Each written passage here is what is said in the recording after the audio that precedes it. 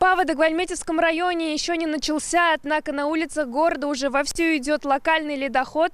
Мы сейчас находимся в Старом Альметьевске, на улице Колхозная, и лужи здесь настолько большие и глубокие, что даже легковые автомобили проезжают по ним с трудом. Как нам удалось выяснить, на этом участке забились канализационные трубы, поэтому вода не уходит. Это не единственный проблемный участок в городе. Вот двор на Чернышевского. Местные жители сетуют, здесь вовсе нет ливневки, поэтому каждую весну здесь разливается талое озеро. В прошлом году у нас была такая же проблема. Была огромная лужа, и управляющая компания решила эту проблему, продырявив, получается, дополнительное отверстие возле колодца. И вся вот эта талая вода сливалась нам в колодец. Заливая двор уже 30 лет, озеро образуется и после летних ливней. У нас как весна, вот тут как степной зай разливается вот это все.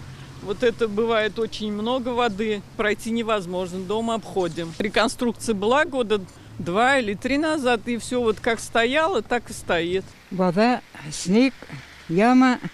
Никак не пройти. В этом месте двора ландшафт такой, что часть территории находится в низменности. Раньше вода стекала и в подвал дома. Жильцы убеждены, канализационный сток с нагрузкой в этом году не справится, поэтому просят подключить к централизованной ливневке. Никто не робит, никто не проверяет. Всегда вода, она машина еле-еле ходит. И пешком еле-еле ходим. По словам жителей, в управляющую компанию «Альянс» с просьбой устранить лужи они обращались несколько раз, однако там ответили: за ливневки и стоки отвечает город.